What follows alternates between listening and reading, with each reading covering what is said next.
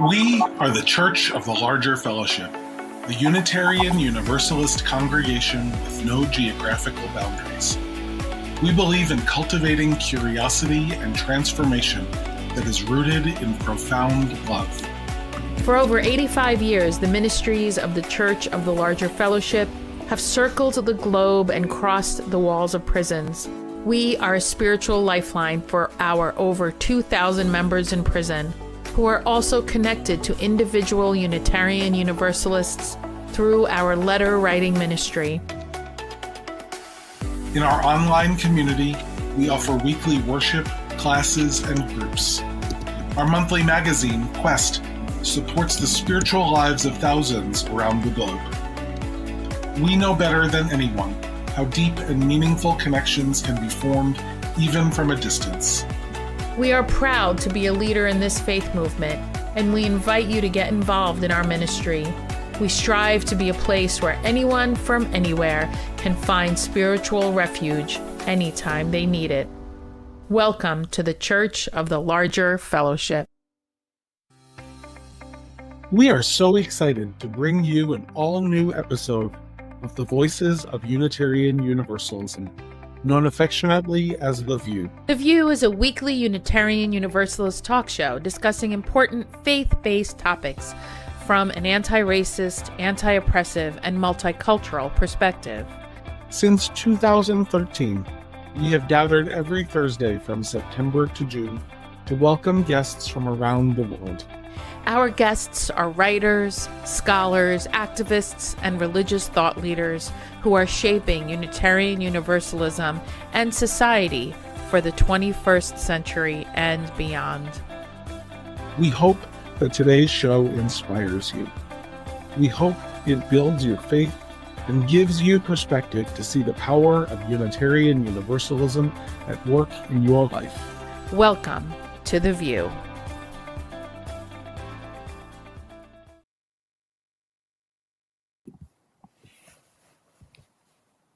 Hello, welcome to The View. My name is Aisha Hauser. I am usually in the land of the Coast Salish people, Seattle, Washington, but right now I'm in the land of the Matinecock people in Manhasset, New York. Very excited to be on the coast where I spent most of my life. And my pronouns are she and her. I'm a brown woman with long curly hair. I am not wearing my keffiyeh today because I forgot it in Seattle. So I'm sad about that, but free Palestine, always and forever. Michael, how are you? Where are you? Good morning, beloveds. I am the Reverend Dr. Michael Tino. I am the other half of the lead ministry team of the Church of the Larger Fellowship, to Aisha's first half. This morning, afternoon, I guess it's afternoon. It's 3 minutes afternoon here on the East Coast. I am coming to you from Bucks County, Pennsylvania, the land of the Lenni Lenape people, where we are spending Yom Kippur with my parents because schools are closed and my child needs structure in order to thrive. It is fall here. Like, we have a little peak of fall. The 80-degree weather has paused for a moment, though I think it's returning this weekend, and I don't want that. I really enjoy highs in the 60s and low 70s. And that's life. Dante Hilliard, how are you? Oh, good afternoon. I guess I'm late morning here in Cook County, Illinois, my new home, the historic land of the Council of Three Fires. It's pre-fall here. You know, fall in the Midwest doesn't really kick in till Halloween. That's why a lot of us don't like Halloween from the Midwest, because it was always cold and wet. And you add, those really horrible plastic costumes to it. And Halloween could often be unfun. But other than that, I'm good. I'm back home, so I'm good. DC, what's going on with you? Hello, everybody. I'm Reverend DC Fortune. Pronouns he, him. And I'm in my office at work here at the First Universalist Church of Auburn, Maine. in the unceded land of the Penobscot Nation and the Wabanaki and the Kennebec and Saginaw and Piscataqua people. It was 37 degrees when I woke up this morning. And we are about a week, maybe a week and a half away from peak foliage here. And it's just the maple trees are different in New England than they are anywhere in the world. And I'm seeing bright reds and yellows like I haven't seen in a lot of years. And it is really, really great to be home. Yeah. So, not sure what else I'm supposed to say. I'm going to hand it back to I'm going to hand it back to Aisha. Yeah. Okay, great. I'm going to introduce our guest, but we're not going to jump into the topic just yet. We're going to do, we have a lot of things going on in the world. Reverend Dr. Lucas Hergert is the minister of the North Shore Unitarian Church in Deerfield, Illinois. So not far from you, Dante. He's instructor of preaching at Meadville Lombard Theological School and has a doctorate in ministry in homiletics. And Lucas grew up a Unitarian Universalist in Cincinnati, Ohio. Later today in the show, we will be talking about impassioned preaching. So I'm very excited to learn more about that. It is a Skinner House book. Woohoo! So really, really cool topic. But before that, we have a few things. One is, on my heart, is the Global Samud Flotilla, a group of civilian boats that have been sailing for the past over a month, heading to Gaza. And for a while, the navies of Spain, Italy, and Greece helped the flotilla. But then when it got to a certain point, getting close to Gaza, they did not continue to protect them. And so the IDF has illegally taken the passengers of some of the flotilla. So my prayers are with them, and they were carrying baby formula and humanitarian aid to help alleviate the suffering of the 2 million Palestinians that are a genocide is being committed against them by Israel. So that is where my heart is. And we also, in the United States, I don't know, maybe guns are the problem. We had a mass shooting at the Grand Blanc Big White Mormon Temple in Michigan. Is Grand Blanc the city? Grand Blanc is the city, and it was at a Mormon temple. And I'm struck by the irony of who is understood as stereotypically violent people and where violence happens. And literally, this mass shooting happened in a city named Big White. Like by a white man. Grand Blanc, Michigan. At a Mormon temple. Like, how did we get here? Well, why are HBCUs being the ones that are being threatened and have to go on lockdown? And why are Black men been lynched in the last couple of weeks? Sorry, go ahead, Michael. I mean, we could have a whole show on, when you start making people other, like, right, your circle of other has to grow in order to consolidate your power, right? And so, when the Christian nationalists start making people other, they draw the Mormons out. And I'm like, oh, that's a good point. The Mormons have been othered since forever. It's a fascinating way of consolidating power. Since Joseph Smith was run out of New Hampshire. Foundational history. Wait, Dante, what did you say? I was just saying, despite their sort of white supremacist foundational history. Exactly. That's why it's fascinating.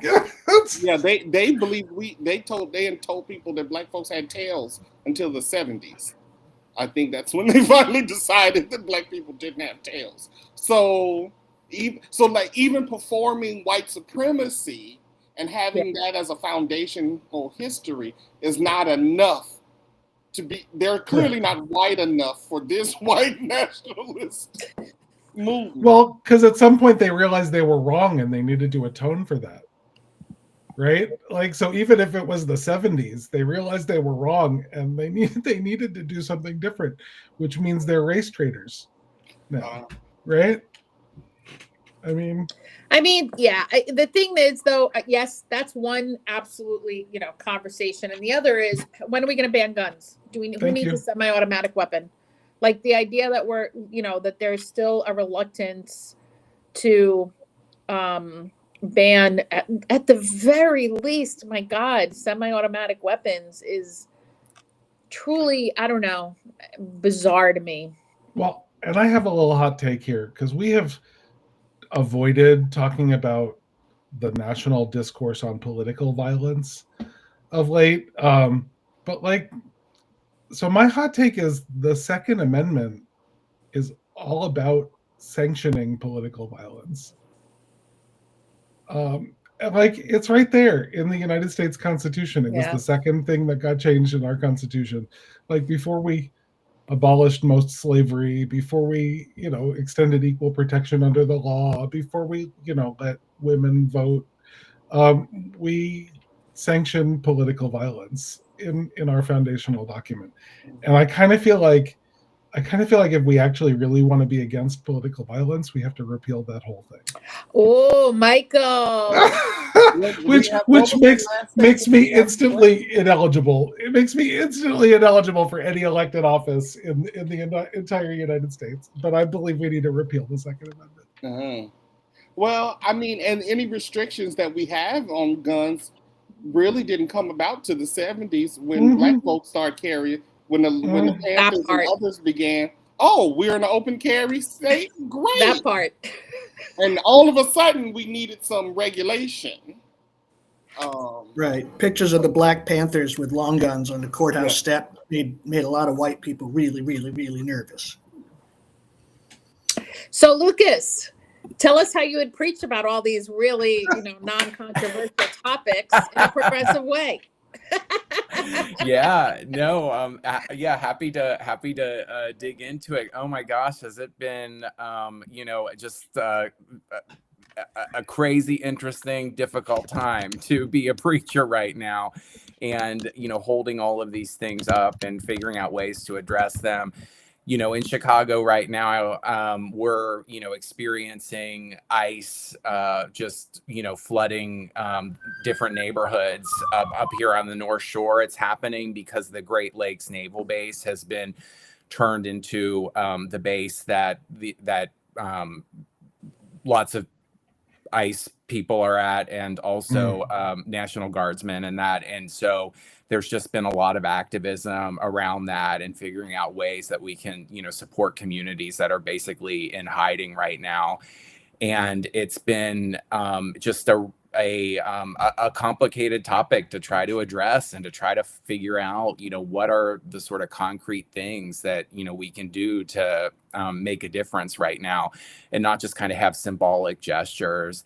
And we are working right now with a number of communities that are a number of people, within who are undocumented, who are, really just living in fear and terror right now, and trying to find out, exactly how we can, support them with, sort of in a material way.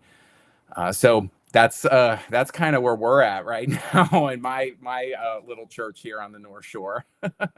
So what inspired you to write this book? Yeah, so I grew up Unitarian Universalist, and I was one of these youth group members who I kind of bounced back and forth between the youth group and sitting in the worship services and listening to sermons. And I just became really fascinated with sermons. I loved my minister, Annie Forster, as I was growing up, and just kind of the insights that she brought to things. So I'm in, I graduate high school, I stay in the church, I'm in the young adult group, and this young woman, her name is Emily, shows up, and she came from an evangelical background. She loved the theology and the values that Unitarian Universalists espoused. However, she was very, very curious about why we had a more emotionally muted worship experience. And, she's coming from this past where it's this really fiery preaching, very soulful music, and, kind of coming into a Unitarian Universalist space where we're, playing Bach and Mozart, and then have, what more or less feels like kind of like a lecture, but sort of a sermon, sort of a lecture, this very sort of like neck up kind of preaching experience. And that just really piqued my interest. It was a question that remained with me for a considerable amount of time. Once I started my first church, after a couple of years, I decided to do a Doctor of Ministry in Homiletics, which is the discipline that explores what preaching is and how to do it and all of that stuff. It's history. And that question kind of stuck with me there. And I was able to kind of, do some digging as to why Unitarian Universalists tended towards that more subdued intellectual preaching experience, and what possibilities there might be to shift it. And that was really the genesis of the book. So what are some of the highlights that you want folks to keep, like, what's a highlight of the book that a chapter you were excited to write and you think Unitarians really need to learn? I know there's a lot, but like, pick one.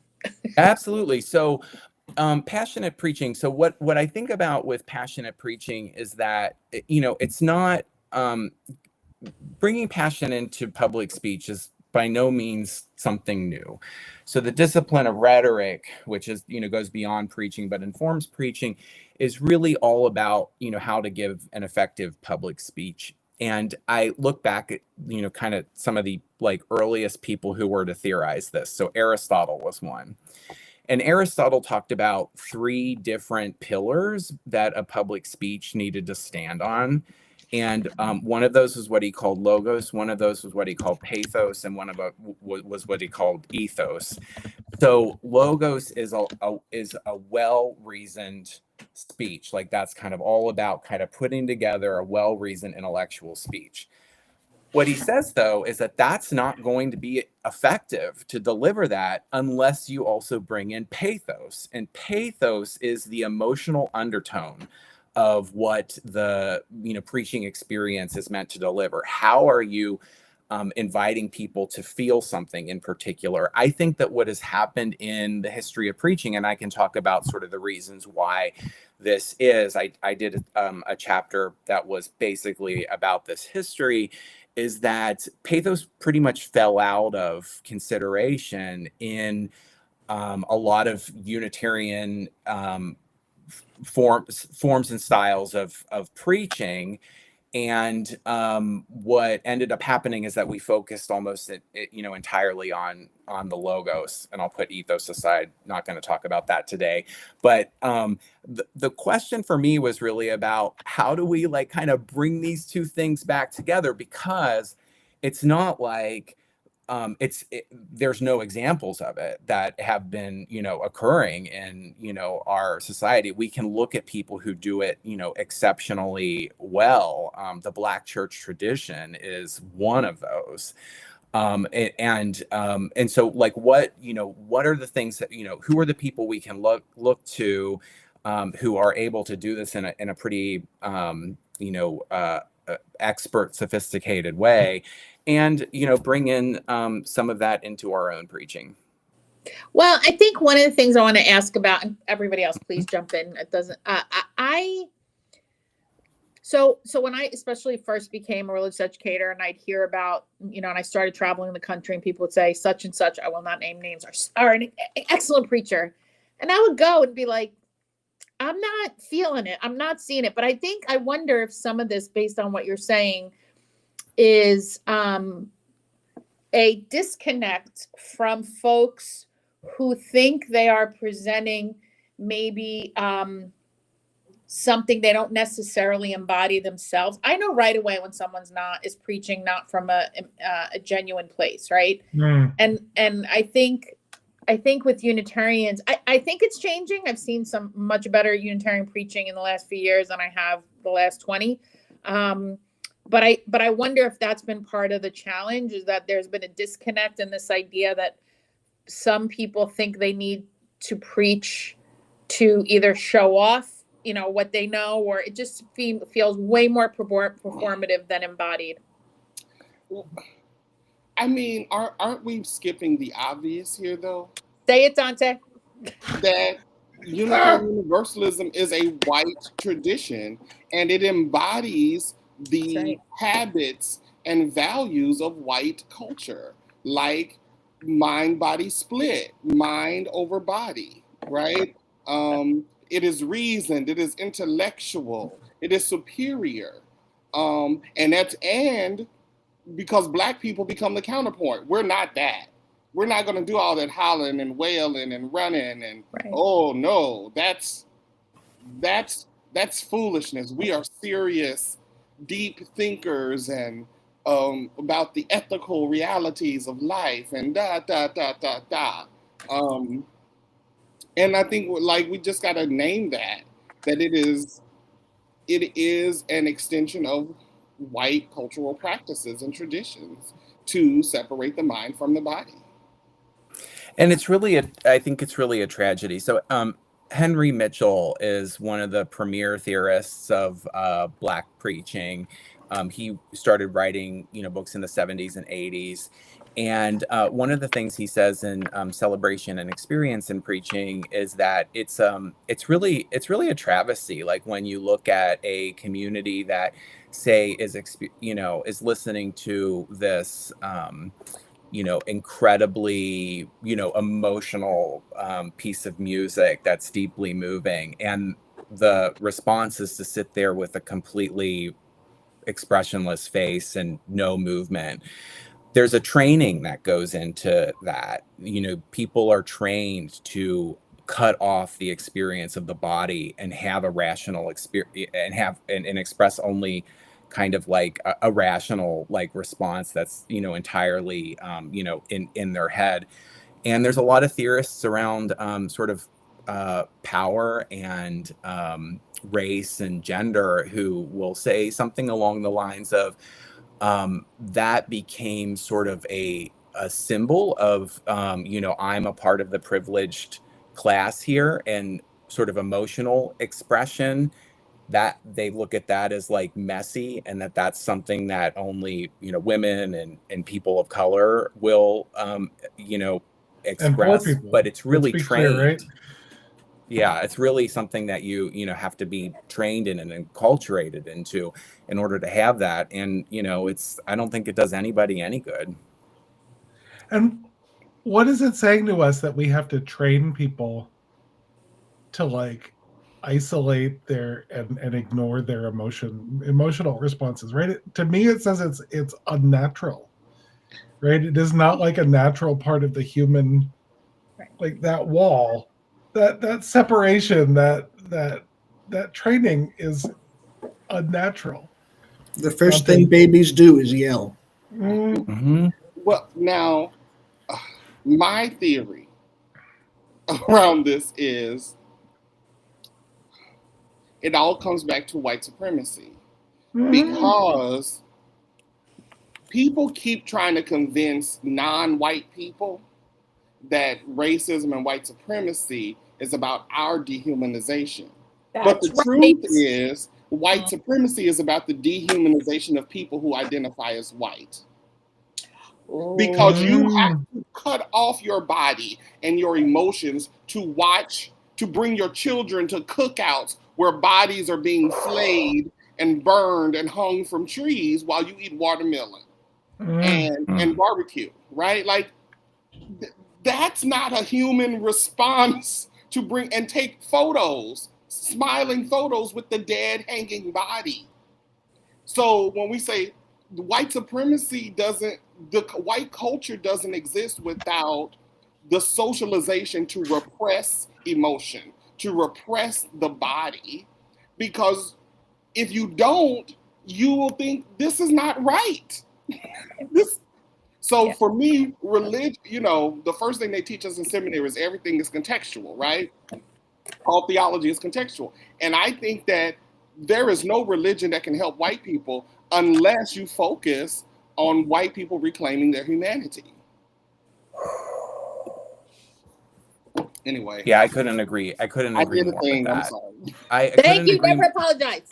Yeah, that's right. I couldn't agree more with that. And that was really one of the inspirations, for the book. I really my hope is that we're moving in a direction where we have more embodied worship, have more embodied preaching, because I think that brings everybody, just more alive. And, what are we doing as a church if we're telling people that they can only bring this one part of themselves? They can only bring, this sort of like rational explanation about things and, kind of like listening to lectures and stuff like that. And they can't bring the rest of their body and the rest of their felt experience. Well, who are we leaving out? We Yeah. leave out. I mean, okay. So when I tell people I'm a UU, I get one of two responses. What's a UU? Or I went to a UU church once. And then I immediately pre-apologize for the experience I'm about to hear about. One time, it was actually in a Chicago church. I don't remember which one, because this was about 10 years ago. The person said, it was my friend who's a lesbian from Texas, and her mom was visiting. And she said, the safe church to go to was a Unitarian church. So she picked one in Chicago. Sunday morning, showed up, and the entire hour was someone as a Mark Twain actor. An actor playing Mark Twain who pontificated for an hour. Are you fucking kidding me? Mm-mm. I said, I'm sorry. I mean, it's so embarrassing. And I'm sure that worship committee thought they did something. Do that in the afternoon. Do that after the service. But if we're, we had an opportunity there to be kind of a place where a parent and adult child can worship and hear about the affirmation of whole people in their wholeness, and they had Mark Twain. The fuck? Sorry. Yeah. So, Lucas, have you experienced, I'm wondering if you experienced any pushback to your theorizing around the importance of impassioned preaching, and what might that pushback, what might be people's concern or pushback on what you're forwarding? Yeah, fantastic question. So I do talk a bit in the book about how to address, congregational cultures that are just not used to this or ready for this. What's really interesting to me is that I didn't always preach like this. I mean, I was taught to preach in that more kind of, intellectual style, and it took me quite a time to come out of that. But one of the things that I noticed sort of early on was that when I did have those flashes of passion in the pulpit, and I think passion can look like a lot of different things. I think it can be that like fiery sort of thing, but it can also be, I think of passion as like the expression of emotion. It's the bringing of pathos. It's the bringing of like, that sort of emotional undertone out. And so that can also be lament. It can be joy. It can be outrage. There's a lot of different things that it can be. But when I would have those flashes of emotion in the sermon, people were hungry for it. Like, even my most stalwart, sort of, humanist, just, really there because they love the ideas and they want to talk about science and, just all of that, that sort of stuff. They would get really excited and alive along with everybody else, like when I sort of brought that in. And so that, kind of was like, okay, I think I have some permission here, because I would only bring in like little tiny bits. And I was like, well, maybe I'll try to like expand that a bit. And I think that that's really important as we're thinking about bringing more passion into preaching, because I think that there can be this perception that it's either or. It's all or nothing. And I really don't think that. Like, I think that, there's just a whole spectrum of ways to, bring that embodiment into worship. And so if we're in a cultural context, if we're in a congregational context in which we're feeling like people aren't used to that or whatever, we can bring little moments in and then just kind of see what the response is. Frankly, I've really just gotten a lot of positive, feelings about this. I feel like Unitarian Universalism has already been kind of tilting more and more in this direction. I think people have sort of found that just very rational kind of approach to worship. Like they're feeling that we need something more than that. And so there's been positive response to the book. Can I ask about the progressive part? Because when I first became a UU in the early 2000s, it was startling to me how almost no one was preaching about Palestine, Israel.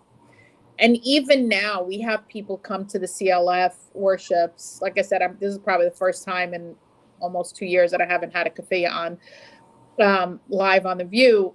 People have said our brick and mortar is saying nothing about Israel Palestine, but we're so relieved. We're the first people to, not first, but I mean, at least in U spaces, along with Drum and Blue, to say genocide. This is a genocide that's happening early in the genocide. So I'm curious if you've preached about Israel Palestine, how you've preached about it, because impassioned is one thing. Yes, yes, amen. The progressive part, I don't know if you've heard the term, which I learned, this gruesome term, progressive except for Palestine, which I call bullshit. You're not progressive if you don't include all oppressed people. So I'm curious if you preached on it, and how do you?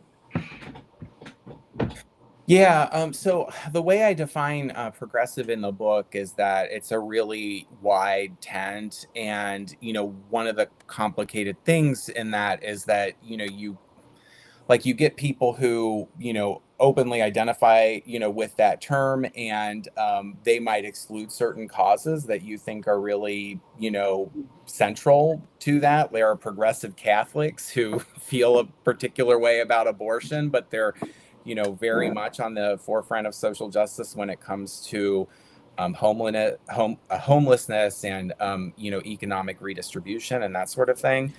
And then you also get people who don't even use the term, but then, you would kind of look at them and think actually, you have a lot of your practices and politics are very much in line with progressive causes. So I tend to think of the term as really quite broad. I have certainly preached on Israel, Palestine. I have called it a genocide that's happening there, and looking at what are kind of what are the concrete things that we can do. I think that's a really big thing for me as well, because I think that sometimes we can sort of give these sermons that are inspiring, and yet there's very little practicality that comes out of it. And so I tend to try to think about what are kind of some concrete things that we can do to move in the direction of creating more justice around this area. But so anyway, that's a few of my thoughts there. What is one thing you could tell folks that you do tell folks in your congregation to do who say are against the genocide? I'm curious. So we have a legislative advocacy group in the church, and they're really about meeting with legislators, calling legislators, writing to legislators. And I think that that's one of the most important areas right now, really, exerting that pressure. And that's one thing that I think, and I think that that's something that if churches aren't doing that, that's a really impactful thing to consider. A lot of people do not go to legislators to say let's set up a meeting. Let's talk about where we're at, kind of from our values position. And then actually at the end of it, say, we want to know if you'll commit to this.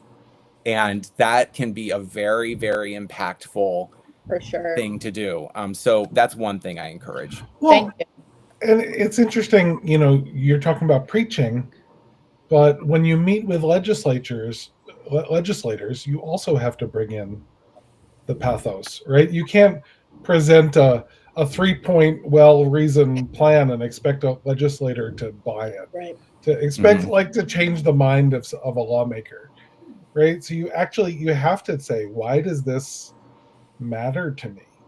Why does what am I feeling about this? And I think because that's part of changing the mind of our lawmakers too. I could not agree more. One thing I say is, if you go into a situation like that and you just sort of present rational points, well then you kind of set yourself up to go back and forth with rebuttal and all of that sort of thing. It's very different when you go in and say, I feel this in my guts.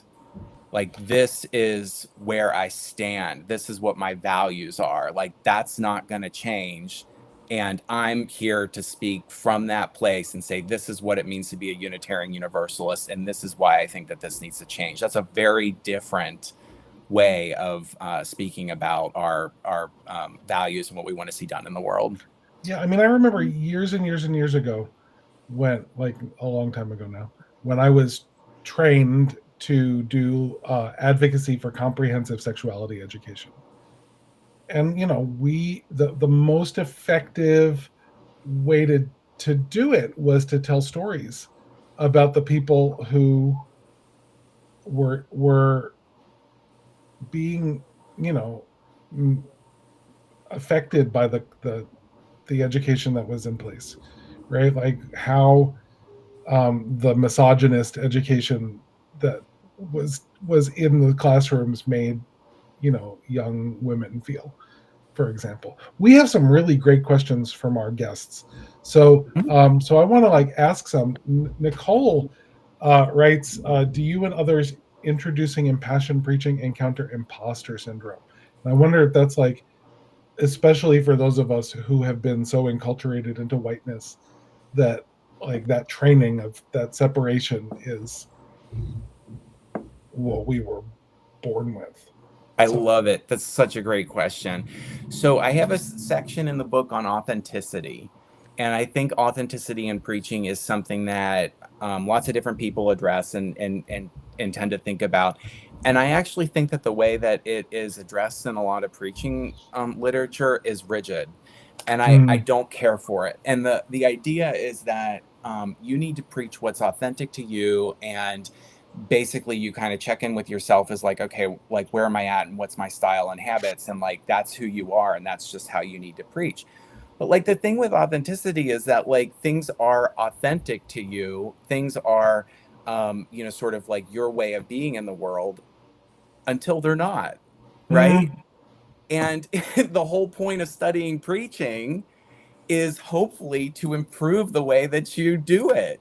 And, you know, I also think about, like, I'm somebody who's been in therapy for, you know, a long time. And, you know, I think anybody who needs that should be in it. And, you know, that's something that's made me more in touch with my emotions. And it's felt more authentic as I've been able to move into that more fluid experience of being, you know, sort of open with my emotions and have those be accessible. So what I would say about it is that it can at first feel like this is really like a you know, something that's awkward, something that's kind of out of my experience. But I think that kind of experimenting with that and giving yourself space to see what it's like to have those emotions kind of come up and what it might be like to express them, trying that on, you might actually end up feeling that that is kind of more authentic to who you are and what your style is than, you know, kind of what you had before going into it. Great question. I would just add, when I came to CLF, and Reverend Michael knows this very well, I would say, are you sure y'all want me to, because, like, are you sure? And it probably took a month or two where I would send him everything. I was like, because I'm not really sure y'all want this thing that I bring, right? And again, I've been a minister since I was a child, but I've always had the sort of passionate style. But I'm also, I'm really a storyteller. Most of my preaching is very much storytelling, and using the tools of oral performance, orality. So now pretty much how my preaching doesn't change if I'm looking if I'm in front of the CLF or if I'm over at Black Lives or Unitarian Universalist. It's the same. I'm not trying to be something different. Now contextually, I might think there's some things that one audience I may be able to take for granted more than I can in a different audience. That's it. But how I deliver is pretty much going to be the same. So again, I just wanted to support that. I think it is about not trying to be what you see somebody else do. It's That's right. what is your style? What is your way of showing up authentically? But yeah, it took me a while because I was like, they're gonna kick me out of here. I'm not gonna Yeah. last over here very long. We put extra Sundays for you, Dante. In fact, anybody watching or listening to this, if you have not heard Dante preach, go to our archive and watch one of Dante's or all of Dante's sermons. I think what is important and powerful that I think I mean, I know I'm in my own little UU bubble here, but I do think something is shifting. I think that I think you started with this, Lucas. There's a hunger, honestly, for authenticity. And the thing is, the largest group of folks in asked about engagement with spirituality is the nuns. People don't engage with spirituality for a host of reasons, having nothing to do with preaching, but disembodied preaching doesn't help. So, well, and some of the reasons have to do with the hypocrisy of trying to separate our head and our heart, and that's exactly right. disengaging from the world that we live in. And Yeah. so, Dante, your note about storytelling brings up another question we have in our chat, that maybe this can be a more organic conversation. Kimberly Carlson writes, I would love to hear about the use of story in preaching and advocacy work. So yeah, so I think story in preaching is like an incredibly effective tool. So one of the people who I'm really inspired by is Anna Carter Florence, and what she talks about is her big thing is like preaching is testimony.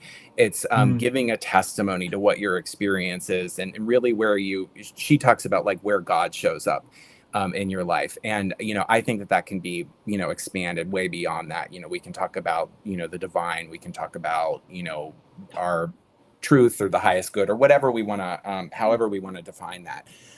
But what I think is really powerful about her model is that, she basically is saying like, look at like the substance of your life and then find in there those moments that really sink down into that gut level experience of like, I know this much is true. And this is really like where the holy is like showing up to me in this moment. I think that we can do that with our own stories, and we can do that with the ways that we witness it in the world.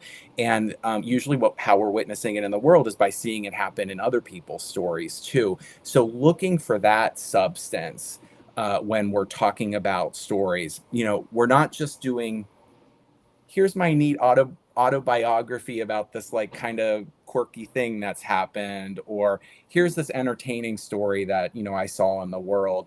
Instead, for Anna Carter Florence, and I tend to agree with her, I really tilt in her direction on this, is we're looking for the ways that the holy is showing up, and we're sinking into that like gut level feeling of like, this is what's true for me, and bringing that into the pulpit is really powerful. Lucas, before we came on, you and I were talking about how often worship gets sort of funneled down to only preaching.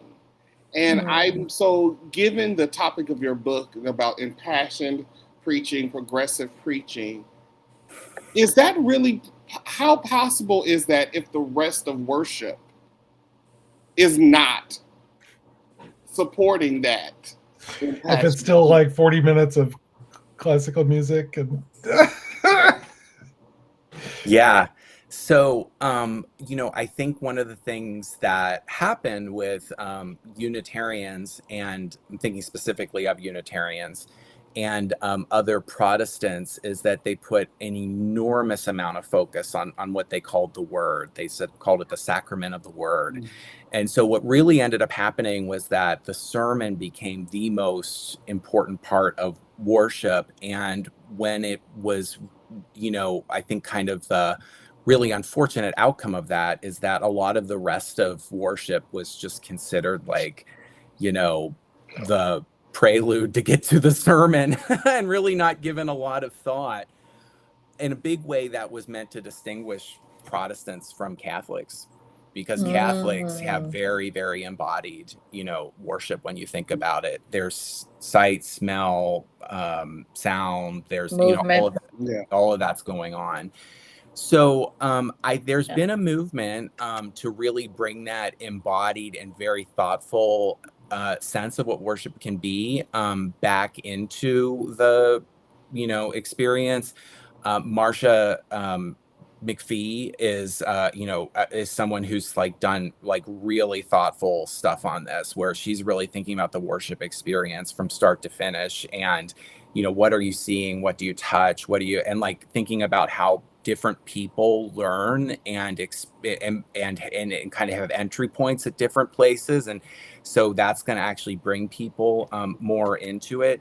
The one thing I want to say about preaching is that sometimes we think of preaching as the moment where, and I think there's been things that have unfortunately lent themselves to this. We think of preaching as being the place where we become disembodied, and the rest of the worship is where we are embodied. I think of preaching as deeply embodied. And if you're using language in the right way, it invites people into a deeply embodied experience. If you're using sensate language that it talks about, a story in which you're, talking about, feeling the texture of the grass and, smelling the pollen that's in the air. And it plunges people into that experience. And suddenly they're having a full embodied experience, through hearing the sermon. So I'm all about embodiment from start to finish, worship and sermon, and really putting emphasis back on those worship pieces and not just on the words that you're saying in the sermon. When I've guest preached, the unintended consequence of everything else being boring is people think I'm amazing. I'm I'm really not that amazing, except the rest of the stuff was boring. This is obviously not true about any place I've been. I'm just saying that theoretically, it is true. And I'm kind of I'm not that great. It's just more that. But here's the thing, though. I am authentic. So I'm what I will own that what you see is what you get. And when I first started preaching, when I was terrible at it because I just started, and when I was a religious educator, literally over 20 years ago, one person asked me. Actually, it happened several times where people are like, "Have you thought about seminary?" And then the follow-up question, if I said no, was always, "How about stand-up comedy?" I'm like, okay. It happened more than once. And I'm like, this is an interesting seminary stand-up comedy. Okay. So, yeah. So when other elements are boring, I shine. Anyway. Love that. Yeah. What are other takeaways you want folks? And this is a brand new book, by the way. This is exciting. What we've done at the CLF is invite Skinner and Beacon to send their authors on your book tour. So this is Lucas's book tour. So this is really great. I'm excited to read the book. And what is something that you are excited that, hasn't been, really lifted up in seminary as much, or in preaching among your colleagues as much as you wanted to, and you got to name it in this book? Yeah, I feel like the emotional texture was really just not mentioned in most of the books that I had read, and it really wasn't kind of cracked open until I started reading books in kind of the Black preaching tradition. So I have just this enormous amount of respect for people in that tradition. Lisa Thompson, Cleophas LaRue, Frank Thomas, Henry Mitchell. One of the really interesting things in reading those books is that they said it's shocking to them that there's this entire tradition of oratory that we have lots of examples of, from concrete sermons, and now really concrete theories about how to bring emotion into the preaching experience, and it's almost completely ignored by the white mainline and liberal churches. It's just not included in the curriculum. And I think that's another thing that is changing, and I really hope that it'll change. But all of those authors that I just mentioned, say take a look at some of this stuff, like, and that's, I mean, that's really like people who are, doing this really expertly and bringing things in. I also, was able to look at stuff beyond that as well. And, I'm definitely not saying like, just look at this one model and try to preach like this. I mean, I think that would be unfortunate. But there's, we can talk about music and how that has like kind of this, building crescendo in it. And like, well, how would we bring that into the preaching experience? We can think about acting strategies have all kinds of tips for embodying emotion.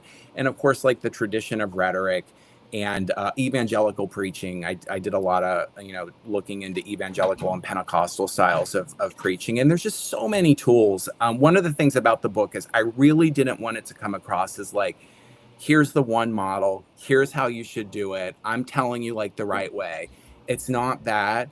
It's really instead, here's a bunch of tools that people have used in really skillful ways. And I want to make those available. And, even if you just pick up one of them and find that resonates for you, then, I will have done the job that I was hoping for in the book. Look, I was also thinking,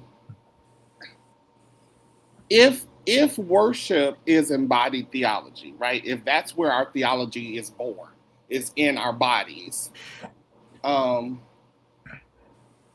I don't know how we get here if the places that train ministers, curriculums are still so white. I mean, again, this is my second seminary degree.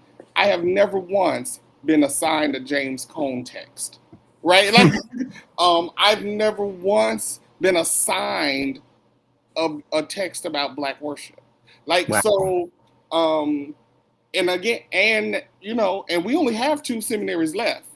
So Unitarian, Universalist. So if we're not bringing different ways of thinking to the center of the curriculum, how do we even get here to think? Because you clearly went outside of what you were given, what you were fed, right? You sought something different.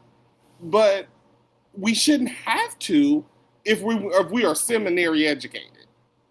We should be offered some things that are just not about dead white men. 100%. Yeah, absolutely. I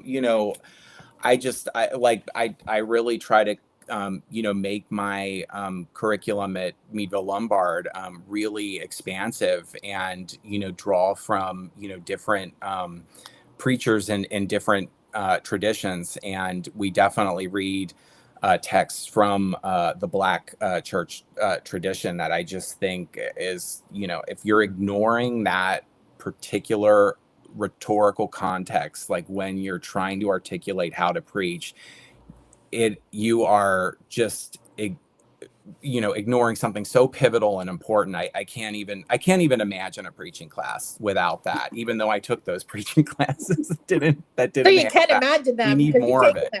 But hence, You've now written this book, and I agree, Dante. I'm teaching at Star King, so we have both seminaries represented right now on this show, and I'm teaching Intro to Religious Education. 2 books that I introduced is Black Liturgies by Cole Arthur Riley, and Undrowned, Black Feminist Lessons from Marine Mammals by Alexis Pauline Gumbs, into the curriculum, so that there can be an expansiveness to even how we think about faith formation and religious education, because it is embodied. It's an embodied way of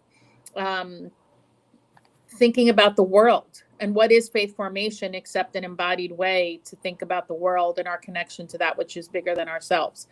So, well, and I'll say, like 25 years ago, when I took worship and preaching, I got told I was too animated when I preached, and changing worship form to be more engaging, because I was the UUA director of young adult and campus ministry at the time. And so we were doing a lot of thinking about how do we get young people to stay, young adults to stay in worship.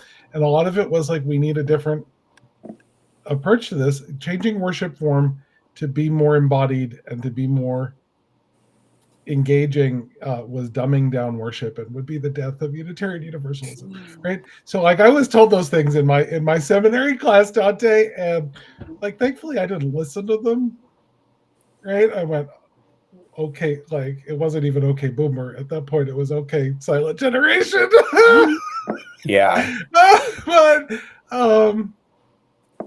I went, you know what, I think we have different opinions on what the death of Unitarian Universalism is going to be, but I can't step into the pulpit and not bring my whole self. So if that's the way you want me to be, like I'm not going to be successful in your faith. If I can just like piggyback on that really quick, one of the things that I've heard way too often in Unitarian Universalist contexts is the idea that you can either do passion or you can do reason. Like you cannot do both. I absolutely reject that. I mean, the premise of my book is a rejection of that idea. And all you have to do is like Cornel West came and did the Ware lecture a couple of years ago. It was an hour-long. I mean, he's bringing in Melville. He's bringing in Angela Davis. He's bringing all these incredible, philosophers that are extremely sophisticated. He's doing these analyses that are, so deep that it's just like totally bringing my mind alive. And the whole time, it was this embodied, passionate. Experience. It wasn't just the speech, it was an experience. That is possible. We can bring the intellectual resources that really excite many UUs along with that deeply embodied, animated passion. And I just think we need more of it.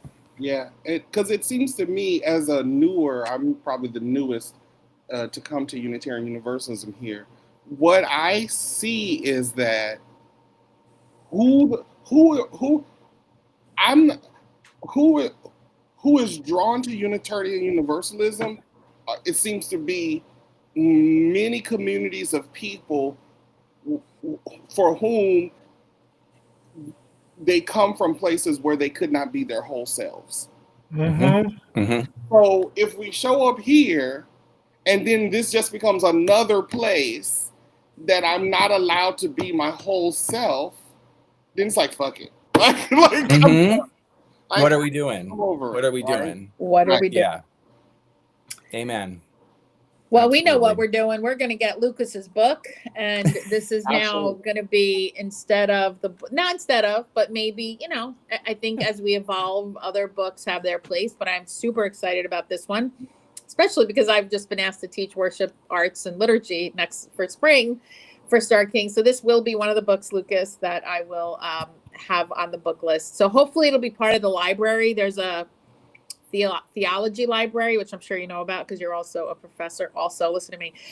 I appreciate you. Thank you for being. Do you have any? We have 3 minutes. Do you have anything else you want to add before we say farewell to everybody? I'm so grateful for this conversation. I'm always excited to talk about these ideas, and just really excited to hear kind of what happens with preaching over the next 5-10 years in Unitarian Universalism. I see so many people who are really powerful, impactful preachers, and I'm hoping that we just continue to see that and see more and more of it in the years to come. So thank you all so much for having me. Thanks, Lucas. Thank you. Good to have you. All right. And we are close to our fall fundraiser, $25,000. So please donate. Thank you all. Our fundraiser ends on Sunday, and clfuu.org/beloved. We would love to have you participate. Bye, everybody. Good to meet you, Lucas. Good to meet you. Take care. Bye-bye. Thank you for joining us. Special thanks to everyone who gives generously to this ministry. It is because of you that this ministry is possible. Visit clfuu.org/give to make a contribution. We hope you will join us next week for another episode of the Voices of Unitarian Universalism.